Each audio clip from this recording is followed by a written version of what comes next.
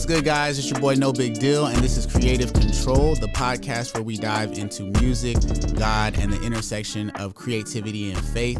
Today on the podcast, we have none other than my fellow Indie Tribe member and brother, Torey D'Shaun. What's good, bro? What's the word?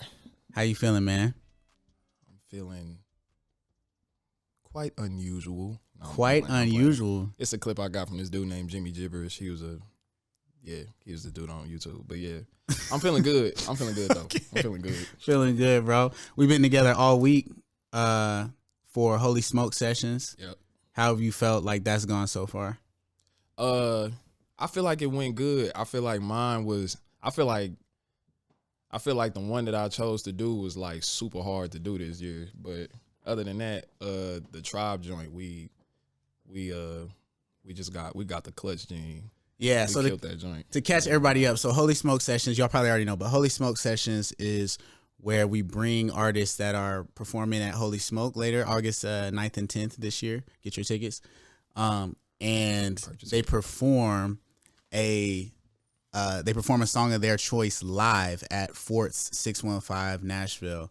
And it's all live vocals. So we were talking about on another podcast that a lot of people are setting up mics now and then lip syncing and then putting music up. We all do it. I'm not saying, but I'm just saying this is not that. Yeah, this ain't this that at all. is a show improve type situation. It's your live vocals. This is how you really sound. And so you did your song Ooh-Wee.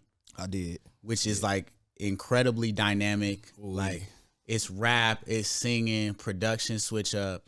And so because it is live vocals, it was a little tough like to lock down last night, right? That joint was rough. I could see the defeat in Mowgli's face when I was doing that joint. Mowgli looked like his king died, bro. That joint was Mowgli's behind the camera stressing. He was behind the camera like his face was away from me the whole time, and he walked away while I was doing the take. Yeah. Well, he walked away during every take, just so you know. Oh, okay. Okay.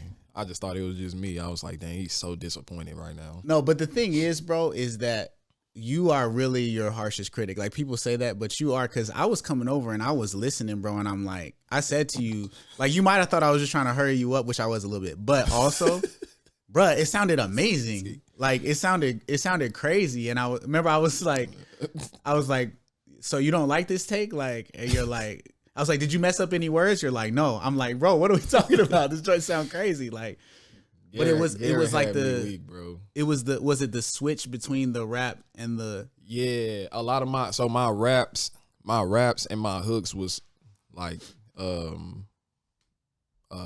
do you call it? Like they were over one another. Like overlapping. Overlapping. And so I was punching in way more on that song than I usually punch in. And so I kept having to like either skip lines or rush into a line. Yeah. Like, so it was like just trying to figure that out. And Gary was like, do it again. Like, do you want to film again? Yeah. I was like, yeah, I'm gonna go ahead and I'm trying to get it right. But yeah, that mug was a henna to go through. Yeah. It was crazy. But see, the thing is, you chose the most technically difficult song, I think, out of anybody on this go around. And people are going to listen to this and then they're going to watch your Holy Smoke session and be like, bro, what? Like, what was he talking about? How did he do this? You know what I'm saying? I want to make a bet right now. I feel like they're going to be like, dang, bro, I ain't gonna lie. You probably should have picked No, shake my hand. I will bet you right now on camera that yours is gonna be one of, if not the top one, because last year yours was the top one. Yeah. Bet money? How much you want to put on it? Half of your Holy Smoke stock. Half of my Holy Smoke. Oh, stock. I thought you said stop. I was like, brother, that's $0. No. I don't want to bet nothing. I don't want to bet no money on it. Yeah, you ain't a gambling man. I know I'm my harshest critic. I know I'm my harshest critic. Yeah, you really are, bro. I know I am. So yeah, it's gonna sound. I mean, not as much last year, but you were not like ecstatic last year. about your Holy Smoke session, and then that joint literally performed 4 times as well as mine. I haven't forgotten it. I'm my own worst enemy for sure. Yeah. Yeah. Bro, okay, so for people who don't know, how did we meet? So we was it's for crazy. all of you young artists out there, it was this conference called Legacy. It's back. Oh. It's back. Oh. Yeah, they're doing multi-cities too. Oh wow. Yeah. See, man, anyways. But it was the first run of Legacy. See, this was like the mega Legacy where you had to come from everywhere around the country to come to one city in Chicago. Yep. And I know that's easy for me because I live in Illinois, but it was like a 4-hour drive. But still, it was nothing like Legacy was like the High School Musical of Christian conferences, and hip hop and all that stuff. It was crazy. No, I walk past and you would just see people bust out in, like I seen a dude doing a spinneroni. Yeah, rapping. I've never seen High School Musical, so I don't. Oh, okay.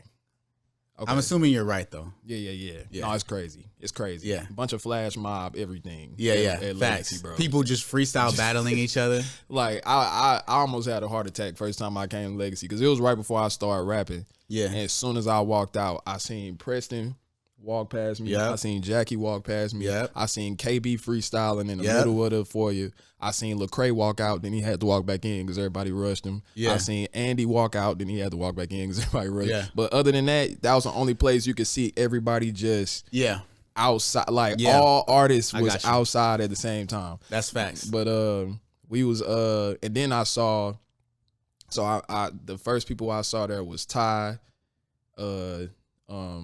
Jay Givens, and Thizzle, and they was all in a circle. They was just talking. And so I just stood in the circle with them, and they was like, "Yeah, bro, what you think?" And they put me in on the conversation. And I was like, "Dang, bro, this is dope. This hard." But then, I think it was the second night. I was going through something with my ex-girlfriend at the time, and Dill was just sitting on the steps talking to somebody about like music business or something like that. And I came up, I was like, there go Dill. I was like, there go dude that just released Canopy out at the time? Yeah, I think so. Yeah. And actually you was getting ready to release your joint with Capital. Or I think Solar? You already did. Yeah. Because that's when Block Me Back. You performed it that next day on that big stage. And you dedicated it to me because of this moment. Oh, you're right. Yeah. Okay, so this is 2018. This is after Solar drops. That's crazy. Yeah. So we out there, and then somehow I dedicated from stage. I said from stage. Yep. That sounds like me. From stage. That's also wild, but that's definitely sounds it was crazy. I was embarrassed and flattered at the same time. But, I get caught up on stage. I'm not gonna lie to you. Bro, we talking. I don't even know how we started talking. I just know I came up to you and we started talking. Bro, in my recollection, that's what happened. Yeah, literally. You just came up. I just shot my shot, and now I'm in Indie Tribe. Yeah, but please, okay. Nobody else do that. That is not how it happens. No, it doesn't work, and the roster is closed. Okay, it works sometimes. Nope. This is not 2018, bruh. No. All right, continue. But we walk and we talking. And I'm like, man, I was having a real tough go, and I was struggling real bad on whether I should what I should do in this situation, and I think that joint just hit Dill I think I saw a tear welling up in his eye just for a little second. He was like, he looked and he put his head down and he said, "Bro, you got a blocker." And I said, yeah, I might have to. And literally your words was, you said, you might even have to move. Bro, I was on there, bro. I'm like, bro, you got to get out of this situation, you might have to move. I've seen people do it. It was something like that. It was some wild. But then I was like, you know what? I was like, I can't do it. You said, I'll do it for you. And he took my phone and he blocked her for me. Legendary, bruh. Like a real bro, one. That is legendary, bruh. Like a real one. So you understand, this is, I need you to fully take this in. This is how we met. This is how we met. We met. Trauma and bonding. Within that same meeting, I, on his phone, blocked a woman. Yeah. Like, she was blocked. Yeah. That's crazy, bro. She was blocked. She texted me super mad. Like, she was like, why are you blocked? Hold on, brother. How did she text you if she was blocked? She texted me from another number. Okay. See, this is why I say you might have to move, because it was one of them threat level midnight type joints. Yeah. She texted me from another number the next day. I didn't want to tell Deal because I was gonna get in trouble. Yeah. But he was like, yeah, man, how you doing today? And people start coming up. That's where I met Chelsea.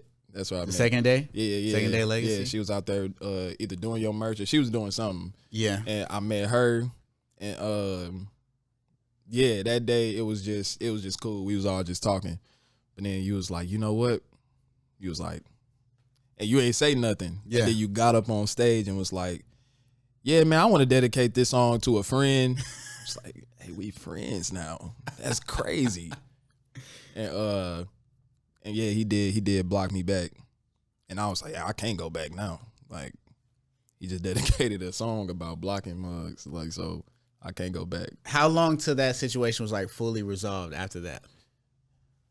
I mean, probably like another 3 months. Yeah. Because I unblocked her. I unblocked her. I went right back. But it was like Stockholm. I went right back. Do you think it helped at all? I'm trying to figure out if it helped. No, okay. It helped. It helped. It really helped because it put like a timestamp on like now I'm looking at this differently. Like Yeah.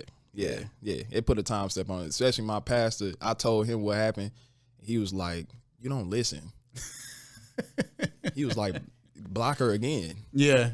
Like, matter of fact, like yeah. don't. And right. I kept getting in trouble, but then I eventually built up enough courage. Bro, you know what? I don't think I told you might have to move. I think I said you might have to change your number. Yeah. You said you might have to change your number and your location, because you definitely told me I had to move. You said so I said both. You said you might just have to. You said I've seen people have to move. Yeah, like you might need to. It makes sense, especially. But I ain't gonna lie, it made sense. Yeah. By the way I was acting, I was like, dang, I'm addicted. Yeah.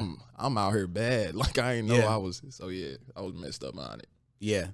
No, but I mean, I think, bro, that's like, I mean, there's so many lessons in that, but it's amazing that you're like this. Like, you are a very transparent person. You know what I mean? Like, and I mean, that's my experience with you. I'm not sure how you are with everybody, but I mean, that was the first day, and you kind of just like laid the whole thing out. You know what I mean? And like, our relationship has been that way. You know, you've continued to be like that. And I really think that was like, I mean, I meet a lot of people. Obviously, we all meet a lot of people. But I think that being our first meeting, like, kind of set the tone for our relationship. Like, yo, this is a little bit different. You know, this is a person who is actually looking for spiritual advice and is, like, willing to put wisdom into practice, even when it's something they don't necessarily want, like, in their flesh. You know what I mean? And obviously it doesn't mean you do it perfect. Like, you're saying you didn't do it perfect, but like, the spirit inside of you is telling you, man, you need to seek out wisdom. And you're like, okay, I'm going to actually put one foot in front of the other and try to enter into this, you know, as best I can in that moment. And that's like, that to me sets you apart from a lot of, you know, people who are just kind of networking, you know what I'm saying, which happens at conferences like that. Yeah. I was bogus. God used my hurt. He turned it into something beautiful. Yeah. But yeah, no, you always was, like, to me, always that dude that was like, you was probably the most approachable dude. Even though everybody at Legacy, for some reason, just like, it's true. Legacy has super approachable. Like, even though I came up to Jackie and she just stared at me like for a little second. Yeah. And she said, "Hey," and I was shocked because I was like, but when I came up to you, you was like, "Oh yeah, bro. Like, this is how," and you just start. I was like, "Dang, bro, this is dope. This is dope." And at the time, I ain't had that much community like Yeah. in our space. I was just getting started. I ain't had no name like that. People Right. were just kind of like, you know, he is. Yeah. Yeah. You might have to hold the mic. Okay. Like this. Yeah. So everybody was just kind of like, yeah, you know, he just trying to, he a little rapper, you know, trying to get on. Right. But yeah, you was super approachable, and I think that's probably why a lot of people gravitate towards you like that. Yeah. Cause it's like it don't really matter like name or you just be trying to help people. Yeah. You know? So well, it's different because it's like, I mean, and you know, John talks about this all the time. I do love people, but I do love people. Okay, I'll say it this way. What set it apart is like a lot of people come up like you came up, but they're really coming up just to talk about nothing at all, just to be in proximity, or they're trying to just get on. I literally just want people to listen to my music. I got no other core why than that. So when people come up to me on those tips, I'm like, I might have been like Jackie, how Jackie was. Yeah. You know what I'm saying? But like coming up and like I said, you're like seeking out wisdom. Like, oh, I'm gonna tap in. Like, I'm not gonna turn you away. Like you're seeking wisdom. You're in a compromised situation, you know? And so I think that's what like set it apart. Like, no, I'm actually gonna put in some time. You know what I mean? And cause I mean, I need that too. So it's like, it's something that I'm gonna, like put some time into if somebody approaches me like that. Cause it's like, bro, I'm the same way. I also need that. Like I need to be edified, and I want to edify other people. You know what I mean? And so I think that set the tone for our relationship going forward. And like, I mean, we worked on like a lot of stuff. Yeah, a lot of stuff since then, even before Indie Tribe. Like, what was the first thing we worked on? We worked on Reach got us both on Energy together. Yeah, Energy was we got I'll be thinking about it. I forgot about it just until I just like right now. Yeah. But yeah, we did Energy. That was dope. Shout out Reach Records. They got us on that joint for the summer playlist. And then we performed it. You bodied me on Energy, I'm not gonna lie. Bro, when I say I was writing so hard, bro. Yeah.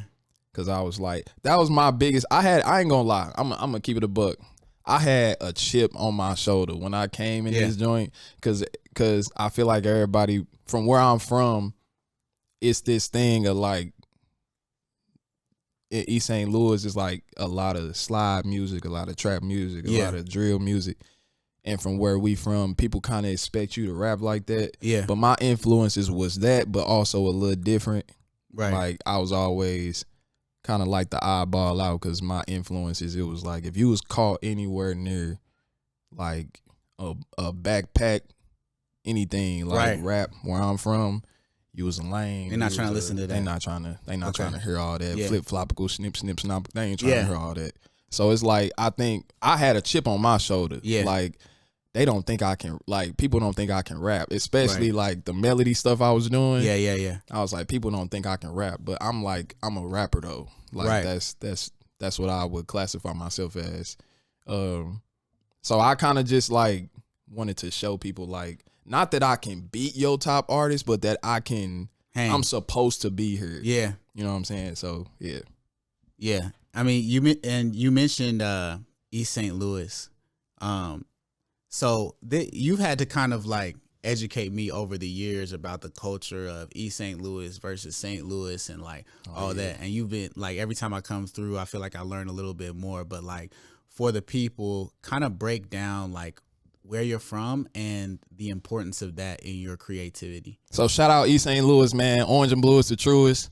You know what I'm saying? We don't die, we multiply. Fly high. East side.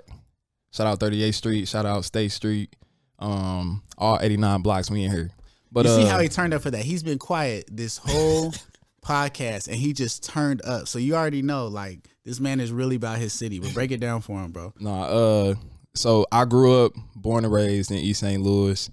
Yeah, it's a small city. It got the name City of Champions, because even though we so small, it's a lot of I think we have the most state championships in football, and we have a whole lot in basketball. We got so the athlete Jackie Jordan Kersey that run track, she's from East St. Louis.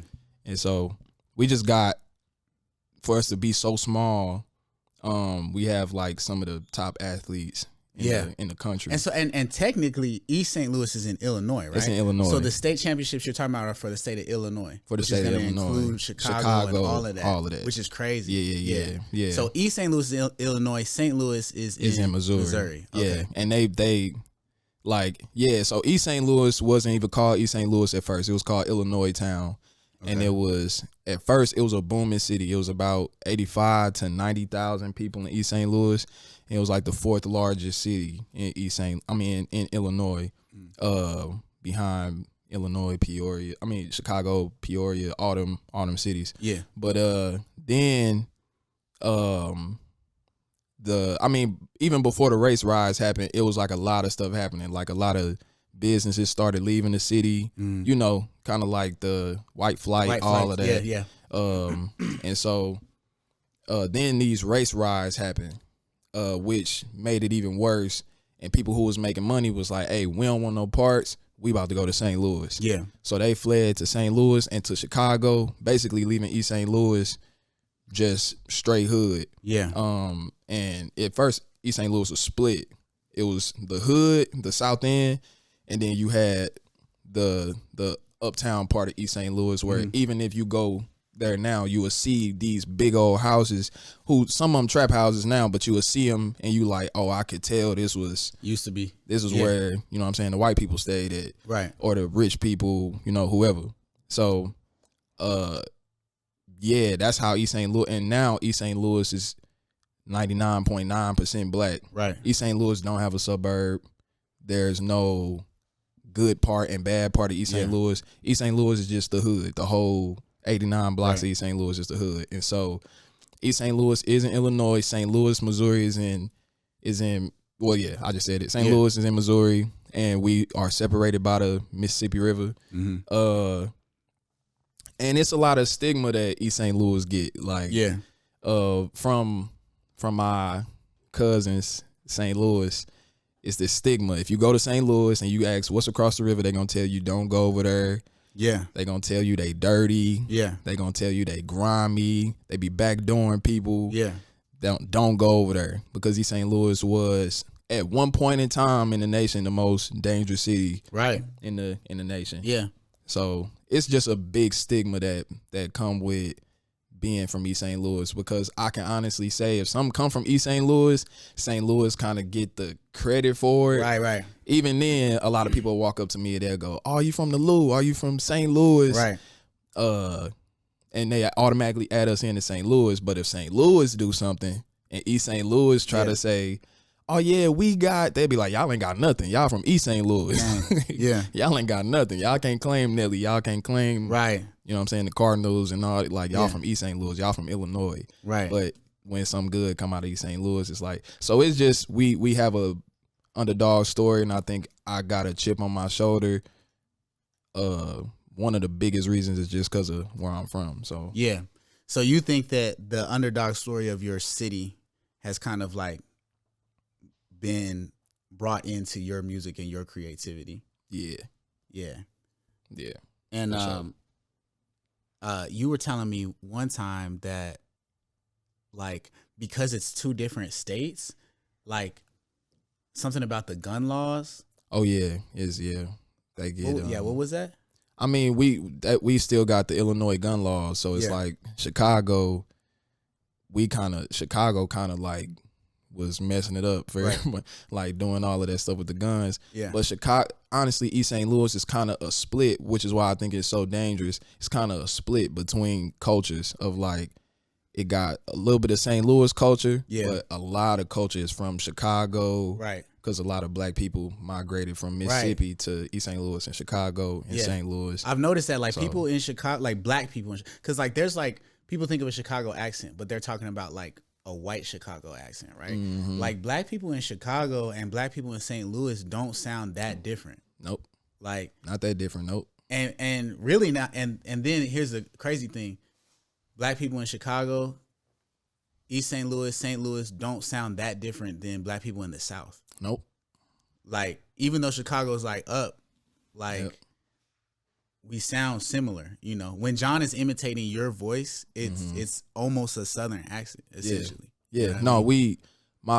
my family is country. Like you can hear Mississippi through all of it, because Mississippi they'll say stuff like hurrah, thera, music, comperta, and that's Memphis too. I'm on y'all, That's Memphis too. That's what I'm saying. Yeah. That's Memphis, and then if you come up to St. Louis, honestly, we famous for the her, there, you know, all of that. The only ones who kind of sound different in that is Chicago. Right. They say like there. Here, Kai, stuff like that. Yeah, Kai is crazy. Yeah, Kai is crazy. Yeah. But it's still, if you go to Mississippi, you will hear a whole lot of people, Mississippi, Alabama, Georgia, you will hear a whole lot of people talk like that. Right. So honestly, even though we the Midwest, it's more like the South. It feels like the South when I'm there. Like I know it's the Midwest, but it still feels like the South. Like, like my family say, if I brought you there, they'd be like, "What up, Calhoun?" You know what that mean? I have no idea what that means. I still don't know what it means. Okay. But it's that Mississippi. Yeah, Calhoun. Like, what up, wizard? They call you wizard. Wizard. Yeah. Okay. That is real country. It's real. Super country, we country. So yeah, it's like the South. Yeah. More than the Midwest for sure. Right. So with the music that we've worked on together, what would you say is your favorite? Because we got Energy, we got Catfish, we got Scam Likely, and then Still Holy, obviously. Still Holy. We got the new stuff. Yeah. Dang. If it got something to do with just like if it's just us, then I'd say it's either Scam Likely or Catfish. Yeah. Catfish probably had like I'm tripping. Scam Likely probably, which one had the bigger moment? Scam Likely. Scam Likely had the bigger moment. I think Scam Likely is my favorite. Scam Likely definitely my favorite. That one feels kind of like iconic. Yeah, like, yeah. You know that one probably won't stop, because it be times when I do a show and I'll be like, I don't think they really like Scam Likely is like that song. You know, I don't know if people, and then I'll try not to do it. And then people from the crowd will be like, so you just go not do Scam Likely? Yeah. And so I have to do it, or I underestimate it, and then my DJ will turn it on, and it'll go up. Yeah. So Scam Likely was, the thing that I appreciate about your artistry and writing style so much is that you pick a concept or an idea, and then lyrically you explore it like 360 degrees. You know what I mean? Like you're thinking of every like associated word to make these bars and stuff. And you stay on the topic for the entire verse or the entire song or whatever. I've told you this before. And like a lot of people don't do that. I think hip hop was like that, you know, especially in the 90s. It's like they're talking about like whatever they're talking about. It doesn't have to be deep. Right. But that's what the song is about. And I think more recently, you know, it's just like each line doesn't have to be connected at all. It's more just like you're following a free form like train of thought, you know what I mean? Like and which can also be dope too, but every time I hear your stuff it's like refreshing. So like when we were working on Scam Likely, it's like you had this concept of like the Scam Likely call on your phone, and then related it to like temptation or things that are trying to take you off your focus in like relationship with God, and then you just like explored it through every like double entendre and bar that could be connected to like the phone and God's voice. And like, bro, I was so impressed. I was like, dang, bro, okay, because that's how I came up writing, and then I got on the newer style, you know what I mean? Because I would say probably, and you could weigh in on this, I would say probably Wayne is who shifted it. Lil Wayne shifted it from we're on one subject the whole time to Wayne being like going and being like, put the beat on, Right. and I'm going. Yeah. And that's my number one all time. So I did that, but then I heard yours. I was like, oh, I got to get back in this bag where we just are staying connected. You know what I mean? Yeah. Peak Wayne is when he did stay on one subject. Like, You think so? when he stayed on one subject, he was well, most people won't say that's peak Wayne, but Yeah. just as far as like music and Yeah. listening to it and being like, hey, he cold. Like, Yeah. to me, like when he did the Kobe Bryant joint when I was young, Yeah. I was like, and he did the No Quitter Go Getters and Yeah. stuff like that, and Dear Ann and all Yeah. of that. Like, to me, that was like the Wayne that Yeah. was like, dang, bro. Like, when you want to be conceptual, you Yeah. dangerous, bro. Like, Yeah. but of course we all love lighter ceilings and- flick Wayne. You know what I'm saying? So Dedication to and all that. Yeah. However, though, like people say that the Carter 3 is a lot of people, that's their favorite Lil Wayne album. That's probably like, yeah, that's mine for sure. yeah, that's probably, pretty agreed upon, right?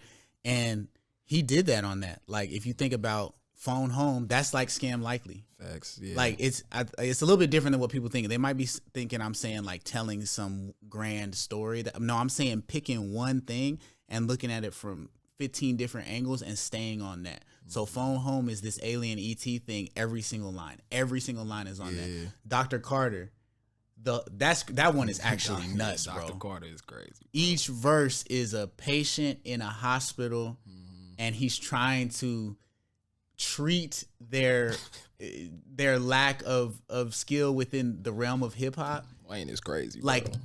that's what you're talking, and that's the type of writing that you do. You know what I mean? And I was like, bro, I got to get back in this bag.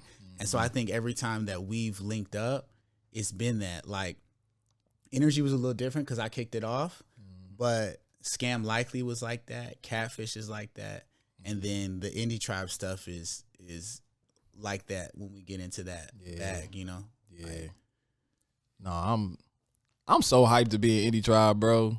Bro, these guys was my favorite. These guys was my favorite group, man. Like, cause I know that we all was kind of like, our influences was kind of like the same, and I just saw myself, And the crazy thing is, I would get like a lot of people. These two random dudes from this big church that I performed at in St. Louis was like, dude, that'd be dope if you got on Indie Tribe. And I never had thought about it before like that. I just was like, no, they super cool. I know them. Like, I met John before I met you, I think. Yeah. I think. Is that true? Yeah. We met at South by Southwest when John still had that John was dangerous, I ain't gonna lie. Yeah. Like, physically dangerous. Like, I seen him beat people up, but what? That's off cam. Yeah. But off camera, we don't do things on no, camera. I met Michael. Michael actually hosted my first Christian hip hop, like real Christian hip hop show.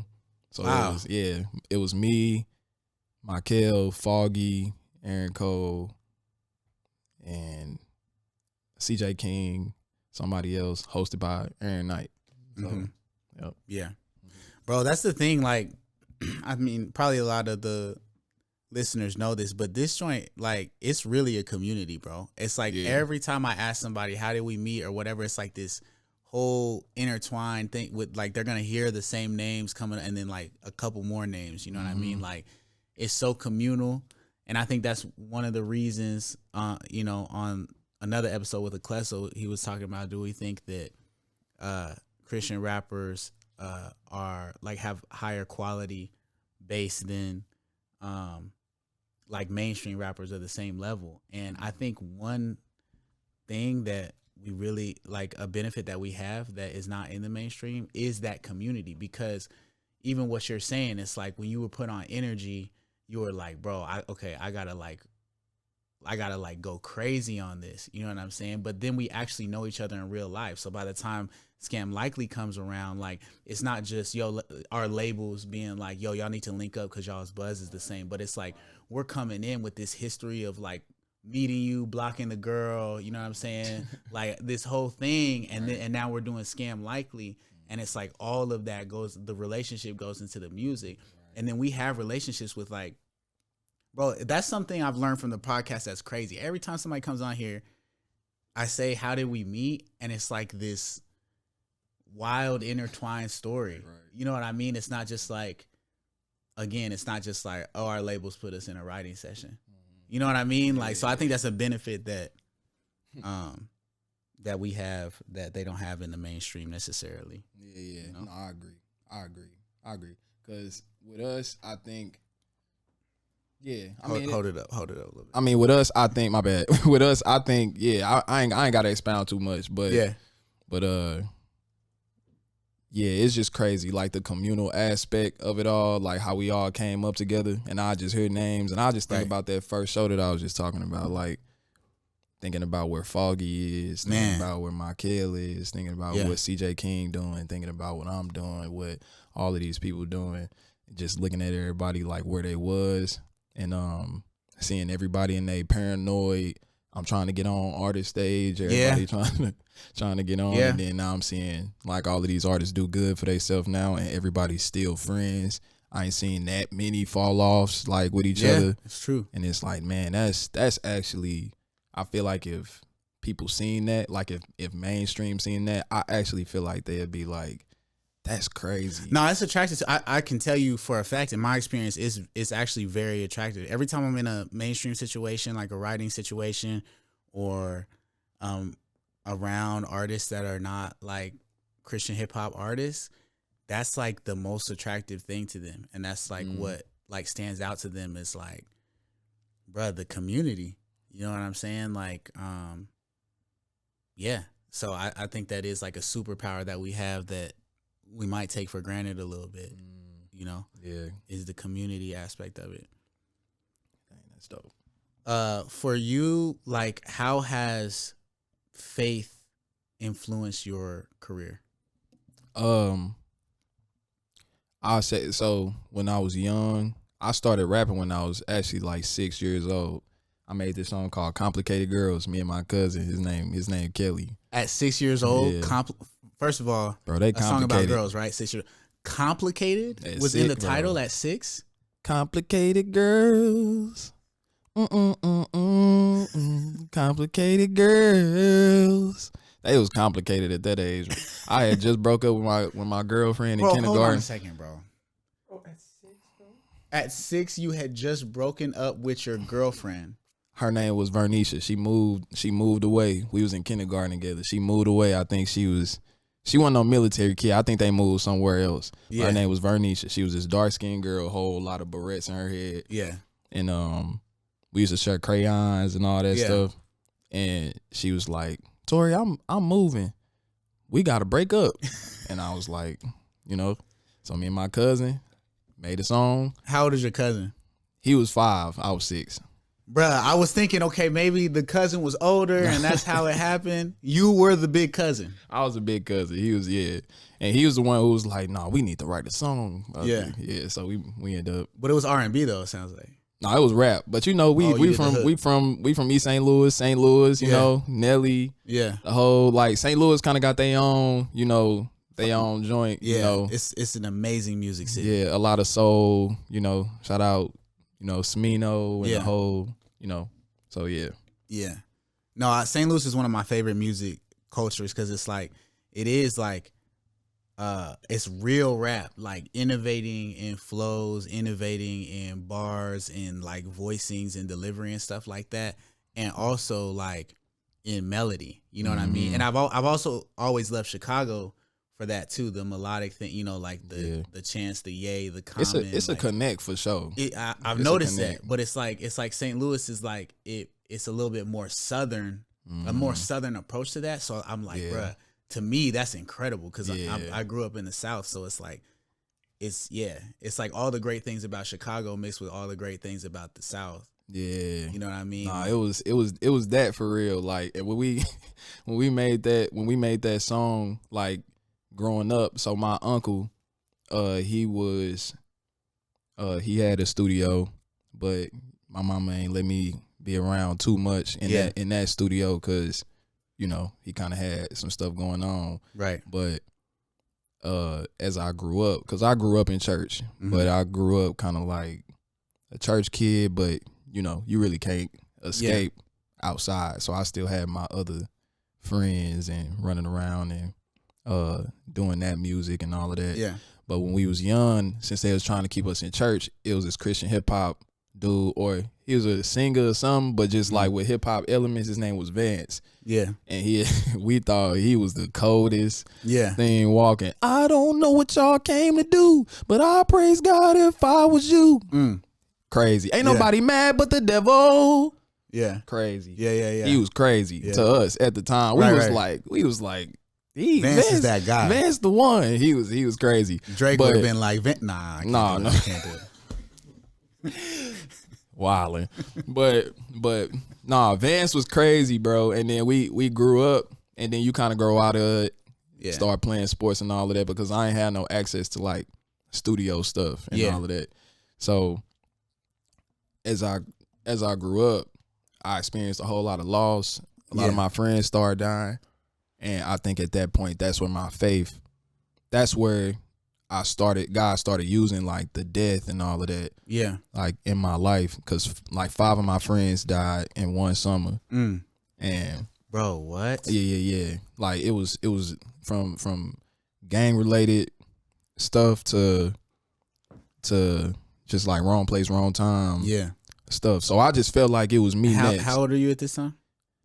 So my dad died when I was 12. Okay. And so after that, I just kind of start like thinking about it a little bit, like the whole concept of death, like, man, that's crazy. Yeah. And then like 14, 15 is around the time that this started happening. And then 16 is when a lot of them started dying. Yeah. And I think 3 or 4 of them was by shooting and yeah, I just was laying in my bed paranoid, like I'm next for sure.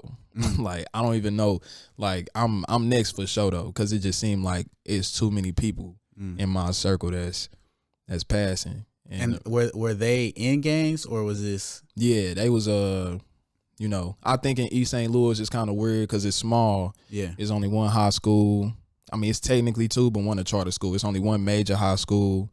It's like 2 grocery stores. Super thick culture, but it's only a few places. Right. So if you beefing in our city, ain't no.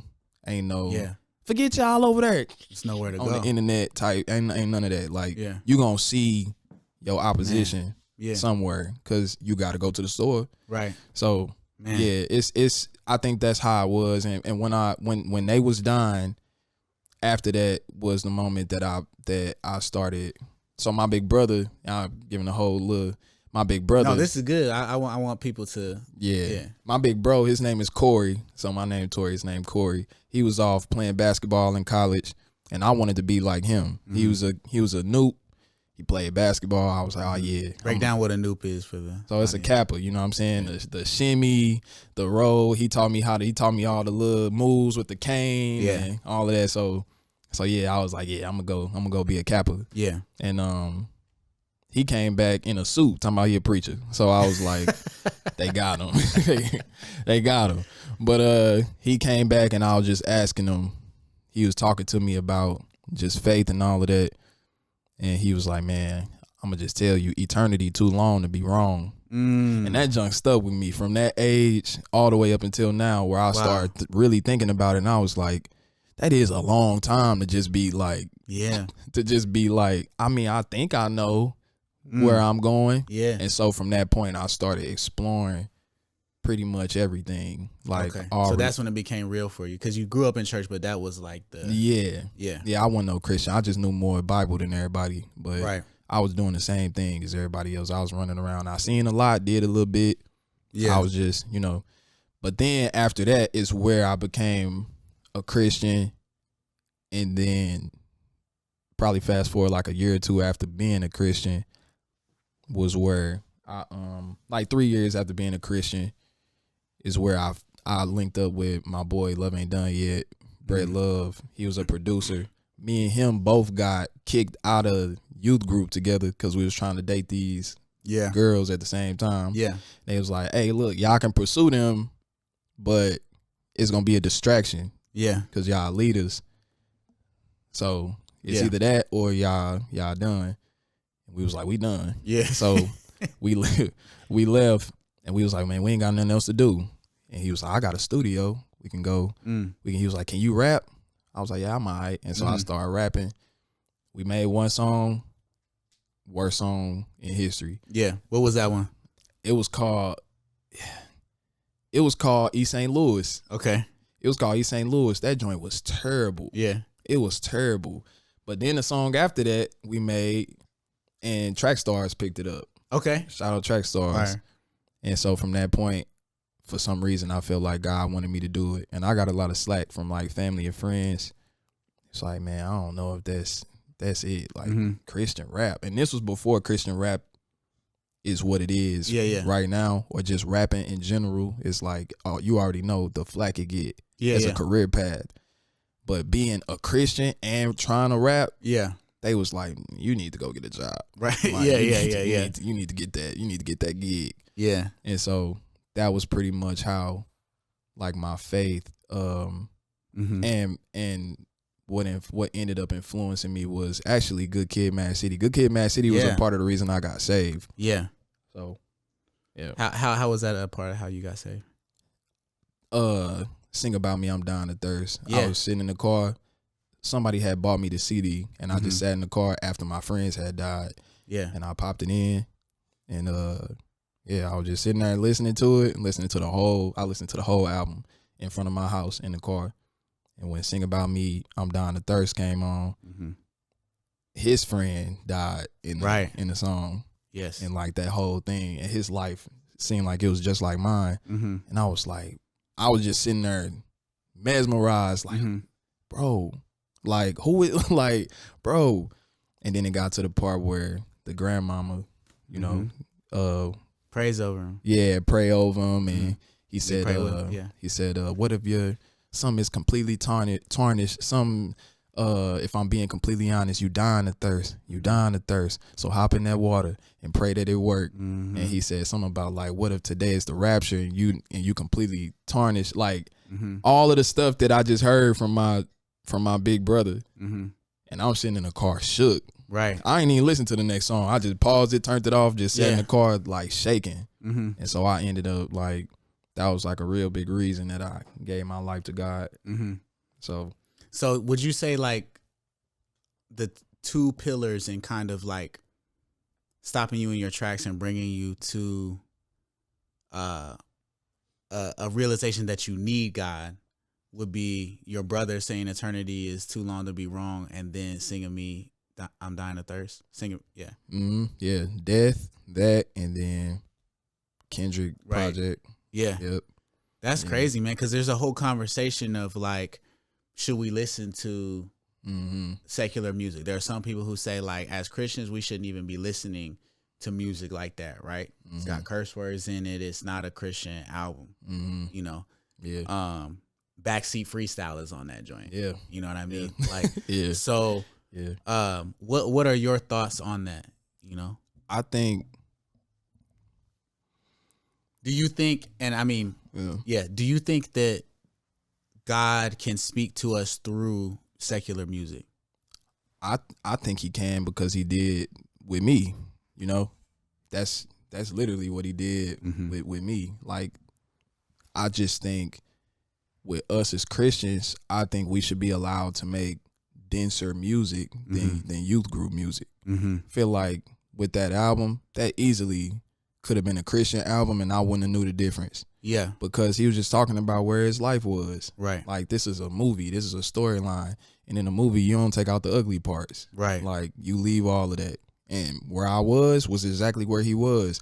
I wouldn't have been able to relate to nothing else at the time. Like, that's exactly where I was. I was in the back seat with my friends freestyling about crazy stuff. You understand? Like, like we was riding around almost, you know what I'm saying, getting caught. We was doing, that's what we was doing. And I think when you watch a movie, that's what bring, like, you can't take out the bad stuff because you can't appreciate the good. I just think we should be able to don't take out the bad stuff because you won't appreciate the good. You want to appreciate the good. Yeah. And every story don't end good neither. Like, yeah. So when a song end and he's still in conflict and he then got jumped at the end of the song, right? Like, that's just, for me personally, I wouldn't have been able to relate to anything else, right, at that time, because his whole album was my life. Yeah. At that time, the whole album, not just the baptism part. So yeah. Exactly, Backseat Freestyle helped you relate to the whole story. Yeah. You identified with the good kid in the Mad City type joint.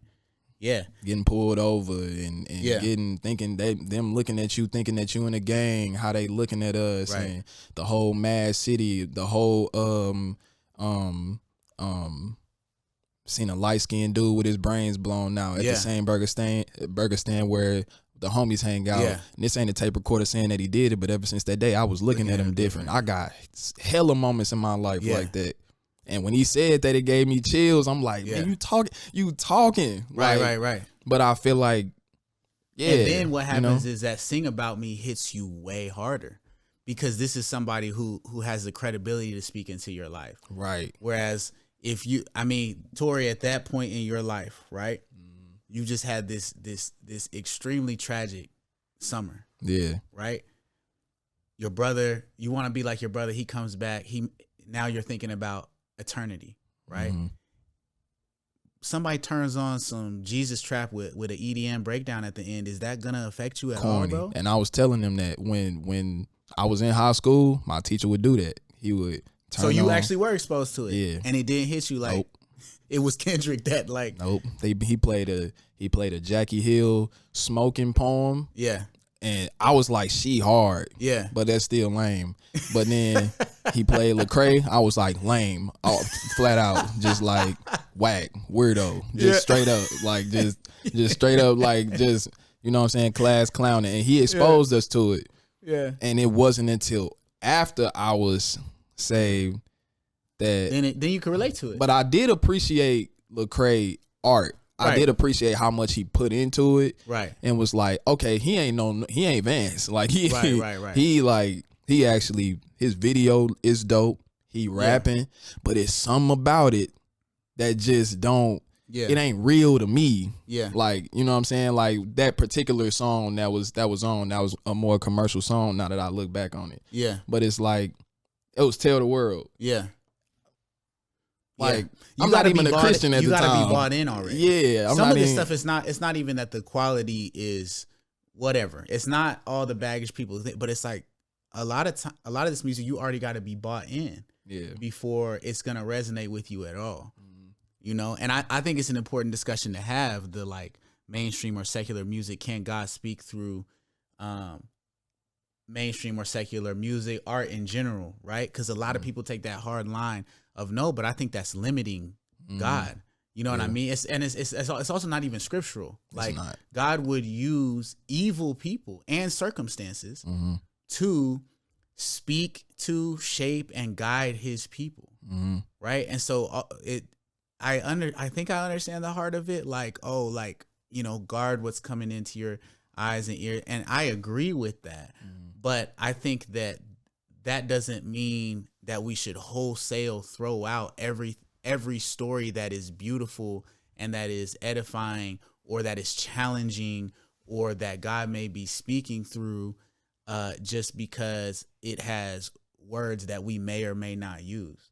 Yeah, we have a culture of suppressing stuff as Christians. I think that's all it is, suppressing stuff because you too blessed to be stressed and you too, you know what I'm saying, and all of this stuff where you hide the nasty parts of yourself. All that's doing is compartmentalizing and pushing that down. Can't come out, you know what I'm saying? Yeah. Like wear a suit to church, you know what I'm saying? Yeah. Do your thing, come and, you know, just have hope. And a lot of times it's so you can feel comfortable, not so that person can be changed, but that all of that around you just make you feel. I don't want to experience negative emotions So I give you a little anecdote or a little cute saying that sounds spiritual, but at the end of the day, I'm saying, shut up and deal with it. Sit under the waterfall of grace. You know, I don't know what that means. I don't know what that means. Ain't nothing practical about it. You just threw me something so I can be quiet, shut up. Yeah. And then you just kept moving. And I think that's why we don't get to experience the art that we could for real. Yeah. You know what I'm saying? Where it's like, nah, if somebody make it, you should be able to listen to it. Because Father Time by Kendrick Lamar, that's one of my favorite songs ever made. Because that's my story, being outside with my big brother. He like, nah, he ain't going in the house. Man. Nah, you not.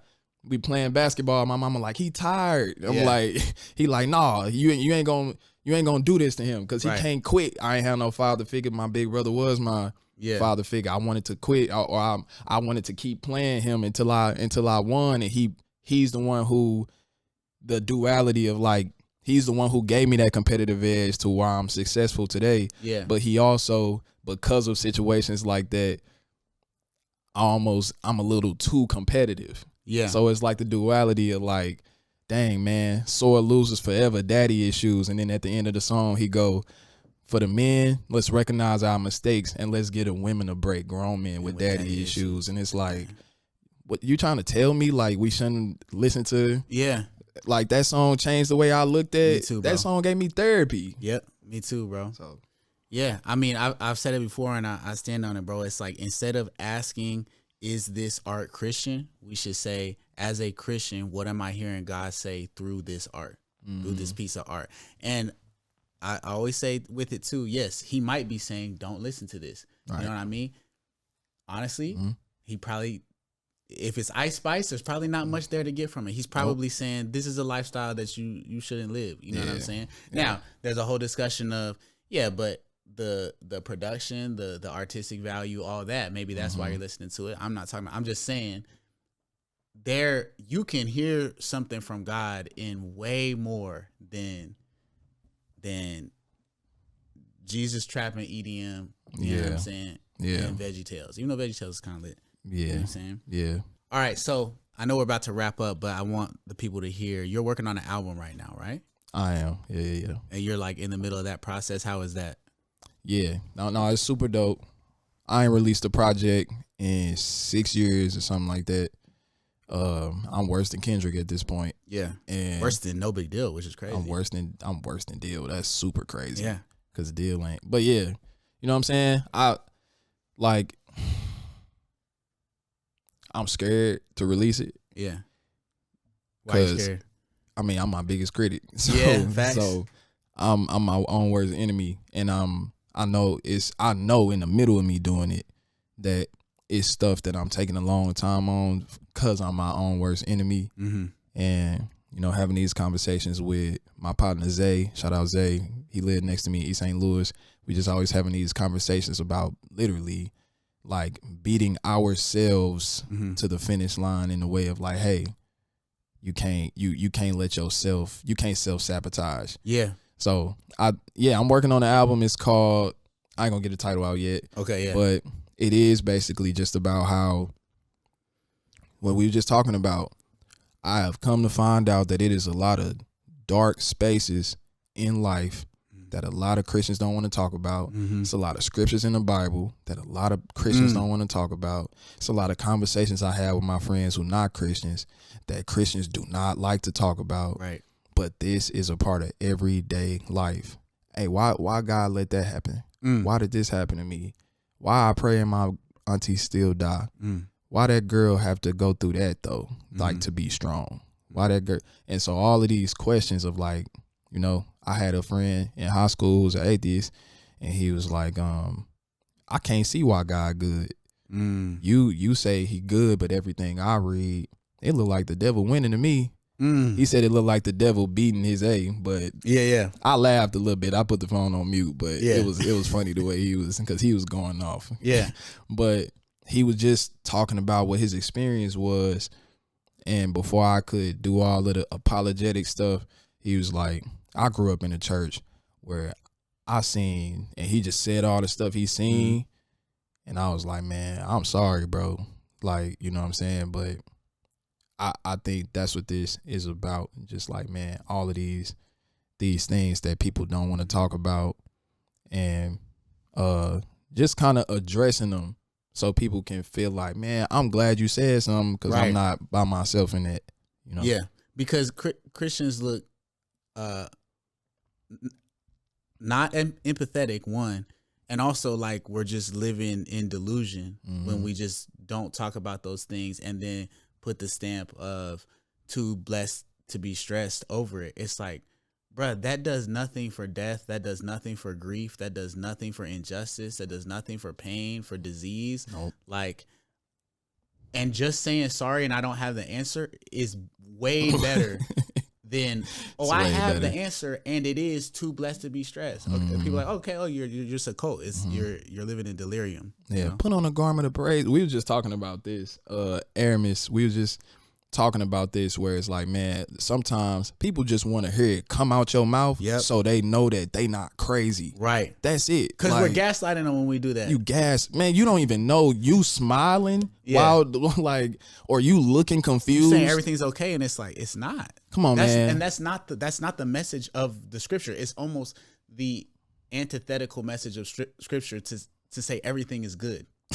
If everything is good, then we don't need anything. We straight. We don't need a savior. We don't like there's no hope. Like we're good. We already got it. We're too blessed to be stressed. It's up. You know, the most frustrating thing is to feel like you alone or feel like you different from the rest of humanity when something in the back of your mind is telling you like these they the same as me. Right. Like I know they going through the same stuff. Right. Nobody gonna say it though. Yeah. They just gonna sit around and they face gonna be stronger than mine. Right. Like on still smiling, but it's like, nah, like you know what I'm talking about. Right. But you chose to look at me with a side eye, the Nick Young face, like you don't know what I'm talking about. And it's like, bro, you know what I'm talking about. Right. And so, yeah, man. So you're saying this album is not that? It's not. I'm gonna get in trouble. I'm gonna get in trouble with this album. I'm gonna get in a lot of trouble from people who the crazy thing is from people who I shouldn't be getting in trouble with. Right. I'm gonna get in trouble with people who should know this stuff already. Right. And who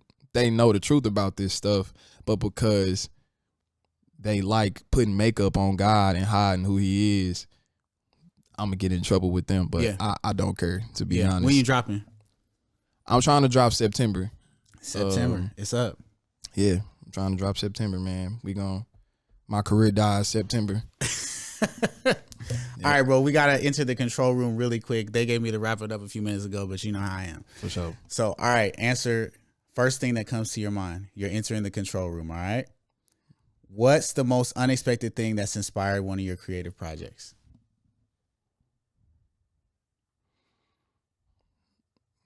Me almost fighting. You almost fighting. I love it. If you could be any mythical creature, which one would you be and why? A cherubim. No, I'm not. I'm playing. Wait. Yeah, I know. wait. I'm playing, y'all. Mythical. I would be what's that joint called? Centaur? Yeah. Yeah, you would. I'll be that joint. Yeah, you would. I'll be that joint. Dang, what that mean? What's the funniest prank you've ever pulled on someone or had pulled on you? I took one of them little baby snot suckers and did that to one of my friends when he was asleep, and I'll never do that to another. What was the reaction? I just got to know. I mean, he was sick, so that junk was like, it looked like it worked. Is what you're saying? It worked a little too good. Yeah, and we got it wasn't enjoyable for us. Yeah. So I think everybody lost. It wasn't funny no more. Yeah. All right, what's your favorite No Big Deal lyric?